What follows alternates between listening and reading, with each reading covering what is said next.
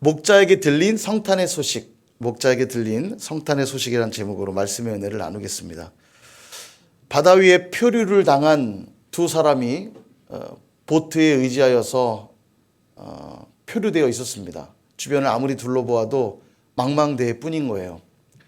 한 분이 기도하기 시작했습니다. 간절히 기도하기 시작했어요. 하나님, 저희를 살려주십시오. 살려주시기만 하면 제 재산의 절반을 당신께 드리겠습니다. 기도했습니다. 그리고 주변을 아무리 둘러봐도 도움의 손길이 있지 않았어요. 시간이 한참 지난 뒤에 안 되겠다 싶어서 다시 한번 기도를 시작합니다. 하나님, 정말 간절히 기도합니다. 저희를 살려주시기만 하면 제 재산의 3분의 2를 드리도록 하겠습니다. 그리고 간절히 기도했으나 역시 도움의 손길이 나타나지 않는 거예요. 그렇게 밤을 보내고 아침이 되었습니다. 이제는 막 절망 가운데 놓여 있는 거예요. 도저히 안 되겠다 싶어서 정말 간절한 마음으로 기도를 시작했어요. 하나님, 저희를 살려주시기만 하면 제 재산의 전부를까지 했는데 갑자기 옆에 있는 한 사람이 잠깐, 저기 멀리 섬이 보이니 거래를 그만 멈추시게, 거래를 중단하시게 그랬대요. 여러분, 우리가 하나님과 거래하듯 기도할 때가 있습니다. 내 삶에 필요한 것들이 있을 때 거래하듯 기도할 때가 있어요. 그러나 그러기에는 이미 우리가 너무 큰 선물을 이미 받았어요. 하나님의 아들 예수 그리스도, 이 세상 최고의 선물 예수 그리스도 우리 이미 받았어요. 거래를 논하기에는 이미 부당한 거래는 시작이 됐습니다. 아들까지 내어주신 분이 무엇인들 우리에게 허락하시지 않겠어요.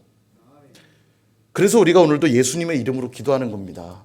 이미 우리에게 받은 그 귀한 선물 예수 그리스도. 그래서 예수님의 이름으로 기도하는 거잖아요. 그분의 이름을 떠올릴 때마다 우리가 잊지 말아야 할 게 있어요. 아, 내가 이미 너무 큰 선물을 받은 자구나. 이것을 늘 기억할 수 있기를 주님의 이름으로 축원드립니다. 어려서 성탄절이 되면 늘 선물 교환식 같은 걸 했던 것 같아요. 그래서 성탄절이 기다려지기도 했습니다. 크리스마스 이브가 되면 교회에 옹기종기 모여서 선물 교환하고 떡국도 먹고 그런 여러 행사들을 많이 해왔던 기억들이 있으시죠? 왜 성탄절에 선물 교환식을 했을까 한번 떠올려 보면 아마도 예수님이야말로 우리에게 허락된 가장 큰 선물이라는 걸 표현하기 위해 하지 않았을까, 저는 그런 생각들이 듭니다. 우리가 흔히 가장 기쁜 소식을 누구에게 알리거나 가장 좋은 선물을 줄 때는 누구에게 그것을 주냐면 그 소식이 꼭 필요한 사람이거나 또 내가 가장 소중하게 여기는 사람에게 하게 되어 있죠. 바라기는 오늘 저와 여러분도 이 예수님이 이 땅에 오셨다고 하는 이 탄생 소식이, 이 성탄의 소식이 꼭 필요한 사람들이 다 되시기를 주님의 이름으로 축원드립니다. 오늘 본문에 보면 선물처럼 오시는 예수님의 이 소식을, 탄생 소식을 가장 먼저 전해들은 사람들이 있었습니다. 바로 베들레헴 근처에서 양을 치던 목동들이었어요. 궁금하지 않으십니까? 왜 하나님께서는 이 기쁜 성탄의 소식을 가장 먼저 목동들에게, 이 목자들에게 알리셨을까? 분명 많고 다양한 종류의 사람들이 있었을 텐데, 그죠? 그리고 목자라고 하면 또 지금 이 소식을 듣고 있는 목자들만 있는 게 아니잖아요. 많은 목자들이 있었을 텐데 왜 이들이 그 기쁜 소식을 듣게 되었을까? 오늘 그 내용을 좀 세 가지로 살펴보려고 합니다. 살펴보면서 오늘 성탄을 맞이한 우리도 예수님의 그 기쁜 성탄의 소식을 받아들 만한 자들인가를 돌아보는 시간 되길 원합니다. 첫 번째는 예수님이 낮은 자들, 이 가난한 심령들을 위해서 오셨다는 걸 보여주시기 위해서 이 목자들에게 이 소식을 알리고 계십니다. 목자들은 당시 아주 평범한 자들이고 대부분은 가난한 자들이었습니다. 이 목자들에게는 작은 토지들이 있었다고 하는데 그 작은 토지로는 가족들을 다 먹여 살릴 수 없었기 때문에 밭을 일구는 일 외에도 이 동물들을, 가축을 기르는 것을 해야만 됐다는 거죠. 부족한 부분들을 채워야 됐다는 겁니다. 그래서 사회적으로 이 목동은 천박한 직업으로 여겨졌고 천박하게 또한 취급을 받기 일쑤였습니다. 그러나 예수님이 이 땅에 오신 이유는 바로 그런 가난한 자들, 애통하는 자들을 위하여서 이 땅에 오셨다라는 거예요. 그리고 목자들에게 이 성탄의 소식을 알려주심으로 바로 예수님이 가난하고 소외되고 애통하는 자들을 위하여 오셨다라는 사실을 보여주고 있는 것입니다. 우리가 잘 아는 대로 다윗은요, 8형제 중에 막내였어요. 그리고 그는 목동 일을 했죠. 그의 존재가 얼마나 유명무실했냐면, 얼마나 별 볼 일 없었냐면, 위대한 선지자, 위대한 제사장 사무엘이 이새의 집을 방문했습니다. 엄청 높으신 분이 온 거예요. 와가지고는 이새에게 말하기를 아들들을 좀 다 보여주십시오 라고 하자 아들들이 쫙 사무엘 앞에 섰습니다. 그런데 여러분 알다시피 다윗은 그 자리에 없었어요. 양치러 가 있었거든요. 아들입니까 아닙니까? 다윗도 아들이잖아요. 그럼 불러야 되는 거 아니에요? 근데 다윗을 부르지 않아요. 그만큼 형제들 중에는 말제라는 이유 때문에 그는 거의 뭐 배척당하는 상태고요. 그러니까 아무도 하지 않으려고 하는 목동일이나 시키는 겁니다. 아들 취급도 받지 못할 만큼 다윗은 그런 존재였어요. 그러니까 목동일이나 하고 있던 거죠. 그러나 하나님은 누구를 선택하셨냐면 잘생기고 능력 있는 형들을 택하지 아니하셨고, 사람들 눈에는 띄지도 않는 말제, 목동일이나 하고 있던 다윗을 하나님은 선택하신 겁니다. 다윗 역시 목동일을 가볍게 여기지 않았고 우습게 보지 않고 겸손하게 감당했죠. 하나님은 그런 다윗을 귀히 여기셨고 그를 세우시며 그를 통해 놀라운 일을 행하셨던 것입니다. 이처럼 하나님은 겸손한 자에게 은혜를 베푸시고, 그렇게 하나님의 은혜는 어디로 흐르냐면 낮고 낮은 곳으로 흐르는 거예요. 예수님이 오실 당시에도 많은 종교 지도자들이 있었습니다. 바리새인, 서기관, 대제사장과 여러 제사를 담당하는 제사장들이 있었습니다. 그들이야말로 구약에 예언된 메시아 탄생 소식을 가장 먼저 들어야 될 자들 같지 않습니까? 그런데 성탄의 소식이 그들에게는 들려지지가 않아요. 왜냐하면 당시 제사장들, 종교 지도자들이 부패에 있었거든요. 돈을 밝히는 세속주의자들이었고 자신들의 직분과 권위를 가지고 사람들을 위해 군림하는 거룩한 척하는 외식주의자들이었어요. 하나님은 그런 자들 가운데 역사하시지는 않습니다. 아니, 성탄의 소식이 들려졌다 한들 메시아를 받아들이지 않았어요. 오늘 새벽에 말씀 보았지 않습니까? 헤롯과 종교 지도자들이 미가서 5장 2절에 있는 메시아 예언의 말씀을 확인했지만 그들은 메시아를 만나기 위해 달려가지 않았어요. 그러니까 성탄의 소식이 들려졌다 한들 그들에게는 그렇게 기쁜 소식으로 들려지지 않았던 거죠. 우리는 쉽게 겉에 보이는 것에 집중하는 경향이 있어요. 직분을 맡고 역할을 맡고 있으면 그것이 쓰임받는 조건이라 생각하기도 합니다. 근데 그렇지가 않습니다. 하나님은 외모를 보시는 분이 아니요, 우리의 중심을 보시고 우리의 마음 보시는 분이세요. 제사장이라고 하는 직분, 서기관이라고 하는 직분이 쓰임받는 조건이 아닙니다. 직분이 안 중요하다는 얘기를 드리는 것이 아니고, 하나님이 정말 중요하게 여기는 것은 그 중심이 겸손하여 하나님을 정말로 갈망하는 자들, 그 심령이 가난한 자들을 기뻐하시고 그들에게 임재하시며 그들 가운데 역사하신다고 하는 사실입니다. 그러니까 예수님 말씀하셨잖아요. 심령이 가난한 자는 복이 있나니 천국이 바로 그러한 자들의 것이다. 하나님이 이 일을 위해 오셨다라는 걸 목자들에게 소식을 알리시면서 보여주고 있는 거죠. 사랑하는 여러분, 예수님이 2000년 전에 이 땅에 오셨지만 이 사건이 과거의 사건으로 끝나서는 안 됩니다. 찬송가에 보면 저들밖에, 우리 잘 알죠. 오늘 새벽에도 우리가 새벽송하는 마음으로 이 찬양 불렀는데 거기 후렴에 보면 그런 가사 나오죠. 노엘, 엘 노엘. 노엘의 뜻이 뭘까요?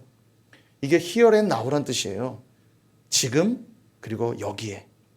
여러분 2000년 전에 오셨던 그 예수님이 과거의 한 사건으로 끝난 것이 아니라 지금도 그 예수님은 지금 그리고 바로 여기에 늘 경험되어야 하는 사실입니다.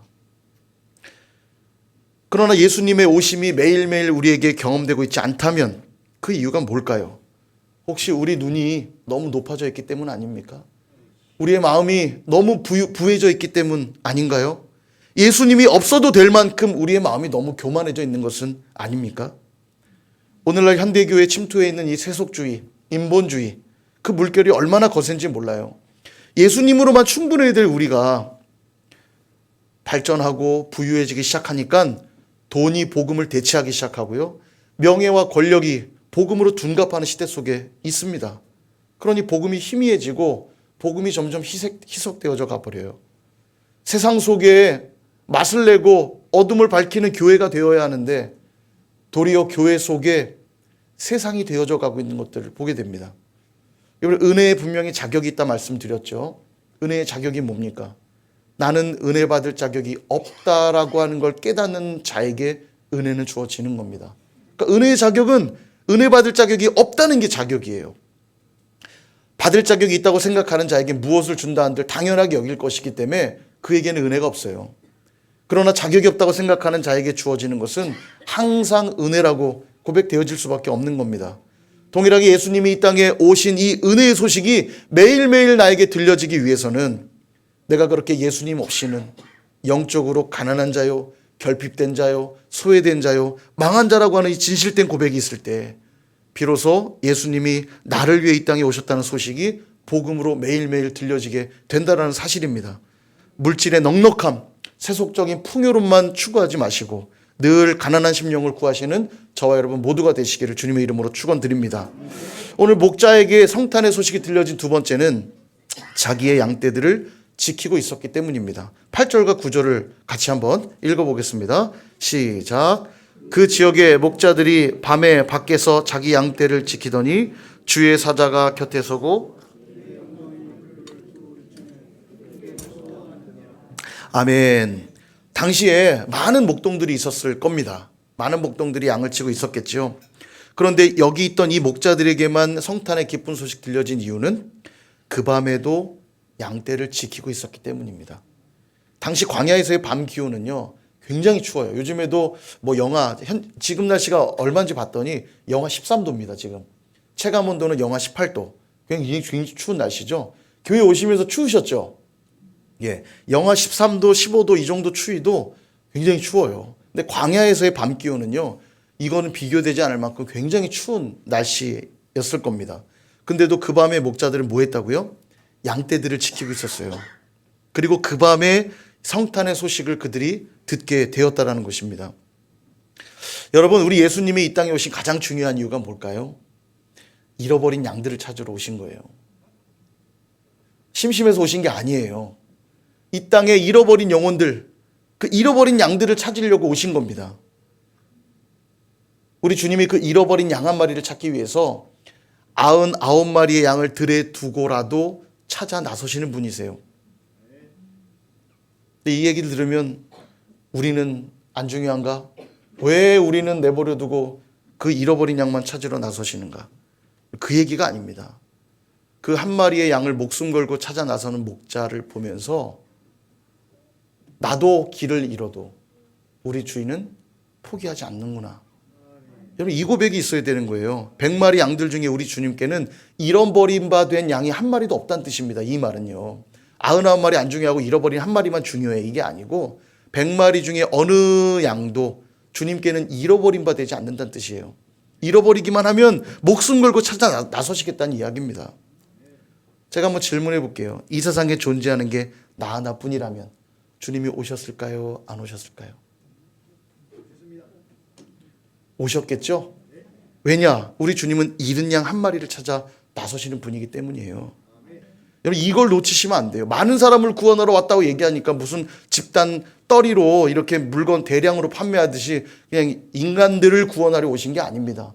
주님이 이 땅에 오신 것은 한 영혼을 구원하러 오신 거예요. 그래서 나를 위해 오셨다고 말할 수 있는 거예요. 우리를 위해 오신 게 아니라 나를 위하여 오신 겁니다. 나를. 잃어버린 바 된 나를 구원하시려고 주님이 오신 거예요. 그런 이 세상에 나 혼자 살고 있어도 주님은 오셨을 것입니다. 한 영혼을 섬긴다는 것 그토록 중요한 겁니다. 주님이 그걸 위해 오셨거든요. 지금도 한 영혼을 섬기기 위해 그 밤을 섬기고 있는 자들에게 오늘 이 성탄의 소식은 들려지게 될 겁니다. 한 영혼을 섬긴다는 것 결코 쉬운 일이 아닐 거예요. 밤의 추위와 사투를 버려야 했을 것이고요. 주변 맹수들의 위험으로부터도 위험을 감수해야 됐을 것이고요. 눈꺼풀을 내려앉게 하는 그 피곤함도 이겨냈어야만 했을 겁니다. 그러나 그렇게 한 영혼을 섬기고 돌아볼 때 그들에게 당신이 이 땅에 오신 이유를 알게 하시고 그들이 복음 안에 살아갈 수 있도록 붙들어 주신다는 사실을 여러분 기억하시기를 바랍니다. 혹시라도 매일매일 주님이 나를 위해 이 땅에 오셨다는 사실이 들려지지 않고 있다면 아마도 그것은 여전히 나만을 위해 살고 내 욕심만을 위해 살고 내 정욕을 이루며 살려고 하고 있기 때문에 나를 위해 주님이 오셨다고 하는 소식이 들려지지 않을지도 모르겠어요. 주님의 이름을 부르고 있는 이유가 하나님의 나라와 영광을 위해서가 아니라 한 영혼을 구원하기 위해서가 아니라 그저 내 것을 채우기 위한 것뿐이라면 내 것을 채우려고 오늘도 주님의 이름을 부르고 있다면 적어도 그들에게는 주님이 우리를 위해 이 땅에 오셨다고 하는 이 복음의 소식이 들려지지 않을 것입니다. 사랑하는 여러분, 우리 주님은 다른 사람이 아니라 잃어버린 나를 찾아오셨어요.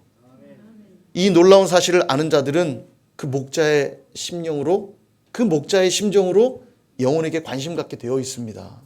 주님이 그들을 위해 오셨거든요. 그리고 바로 그런 자들에게 주님이 이 땅에 오신 복음의 소식이 매일매일 들려지게 될 줄로 믿습니다. 마지막 세 번째, 목자들에게 성탄의 소식이 들려진 이유는 그들이 순종하고 찬양하는 자들이었기 때문입니다. 누가복음, 오늘 읽지는 않았는데 이후에 등장하는 말씀인데요. 누가복음 2장 15절과 16절에 보니까 이렇게 말씀해요. 천사들이 떠나 하늘로 올라가니 목자가 서로 말하되 이제 베들레헴으로 가서 주께서 우리에게 알리신 바 이 이루어진 일을 보자 하고 빨리 가서 마리아와 요셉과 구유에 누인 아기를 찾아서. 아멘.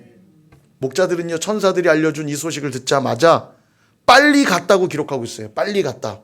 머뭇하지 않았습니다. 다시 말하면 곧바로 순종했다는 거예요. 그들은 밤새 양을 지켰던 목자들입니다. 양이 중요했기 때문에 그랬겠죠. 양을 지키는 게 그토록 중요했던 그들이 메시아 소식을 듣자마자 어떻게 해요? 자신의 맡은 일들을 뒤로 하고 메시아를 보기 위해 달려갑니다. 곧바로 순종한 것이에요. 양을 치는 일보다 메시아 만나는 일이 더 중요해지니까 곧바로 순종했던 겁니다. 바로 그런 자들만 하나님의 뜻에 순종할 수 있는 거예요. 여전히 돈 버는 일이 중요하고, 여전히 사람 만나는 것이 중요하고, 내 명예를 지키고 내 권력을 지키는 것이 중요한 사람에겐 주님의 말씀이 순종하는 것이 어렵습니다. 그런 자들에겐 주님이 이 땅에 오셨다는 이 복음의 소식이 들려지질 않아요. 그 말씀에 순종할 수가 없습니다. 또한 이 목자들은요, 곧바로 순종만 한 것이 아니라 정말 천사가 알려준 소식대로 가서 보니까 아기 예수가 있는 거예요. 그것을 확인하자마자 그들은 곧바로 찬양을 올려드립니다. 누가복음 2장 20절, 목자들은 자기들에게 이르던 바와 같이 듣고 본 그 모든 것으로 인하여 하나님께 영광을 돌리고 찬송하며 돌아가니라. 아멘. 여러분, 이 찬양이 왜 중요하냐면, 목자들의 찬양이 지금 어디서 온 것이냐면, 오늘 읽은 본문 마지막 절인 14절 한번 보시겠습니까? 같이 한번 읽어볼게요. 14절 시작. 지극히 높은 곳에서는 하나님께 영광이요 땅에서는 하나님이 기뻐하신 사람들 중에 평화로다 하니라. 아멘. 천사들이 메시아가 오셨다고 하는 소식을 목자들에게 알리자마자 천사들이 찬양해요. 이렇게 찬양합니다. 하나님께 영광이요 땅에서는 하나님이 기뻐하신 사람들 중에 평화로다. 이거를 조금 그대로 직역하면 이런 뜻이에요. 하나님께 영광, 땅에는 평화, 사람들에게는 기쁨이로다. 이런 말입니다. 훨씬 외우기 쉽죠? 자, 한번 해볼까요? 하나님께 영광, 땅에는 평화, 사람들에게는 기쁨. 메시아의 탄생이 그렇다는 거예요. 메시아의 오심은 하나님께는 영광되는 일이요, 땅에는 평화가 임하는 일이요, 사람들에게는 기쁨이 있는 일이로다. 그렇게 하나님을 찬양해요, 천사들이요. 그리고 정말 목자들이 가서 확인합니다. 천사들의 말 그대로 이루어진 것을 보자. 하나님 말씀대로 되어진 것을 확인하자마자 그들은 천사들의 찬양에 동참하고 있는 거예요. 하나님께 영광, 정말 땅에는 평화, 사람들에게는 기쁨이로다. 그리고 오늘 이 자리에 모이는 저와 여러분들도 그 찬양에 동참할 수 있어요. 예수님께서 바로 저와 여러분들을 위해 이 땅에 오셨다는 걸 여러분이 확인하셨다면 우리도 마땅히 그 찬양 행렬에 동참해야 되는 것입니다. 뭐라고요? 하나님께 영광이요 땅에는 평화요 사람들에게는 기쁨이로다. 할렐루야. 아멘.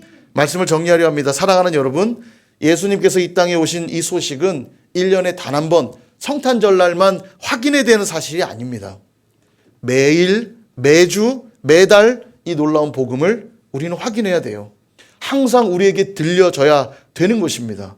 그러기 위해 우리는 이 놀라운 첫 소식을 들었던 목자들과 같을 필요가 있어요. 세 가지 말씀드렸죠. 늘 가난한 심령을 구하시기를 바랍니다. 우리의 마음이 부해져 있고 우리의 눈이 높아져 있어서는 이 놀라운 복음이 들려지지 않아요. 두 번째로 한 영혼에게 꼭 관심을 가지시기를 바랍니다. 우리 주님이 오신 이유는 잃어버린 한 영혼을 위해 오셨거든요. 이 세상에 존재하는 사람이 나 하나였을 거라도 오셨을 주님, 그것을 안다면 우리도 주님의 그 마음을 알아 목자의 심정으로 한 영혼에게 관심을 가질 때 우리는 날마다 이 복음의 소식이 들려지게 될 것입니다. 마지막 세 번째, 순종하고 찬양하시기를 바랍니다. 밤새 지키던 양들을 뒤로 할 만큼 하나님 말씀이 들려졌을 때 그들은 곧바로 순종했고요. 또 말씀대로 그대로 이루어진 걸 보자마자 그들은 찬양을 올려드렸습니다. 우리도 늘 주님을 우선하여 순종하고 찬양할 때 이 복음의 소식을 매 순간 확인하게 될 줄로 믿습니다. 그렇게 오늘 하루 성탄의 기쁨을 누리시고 오늘만이 아니라 매일매일 이 복음의 소식을 듣고 전파하며 살아가시는 이 시대의 목자들이 다 되시기를 주님의 이름으로 축원드립니다.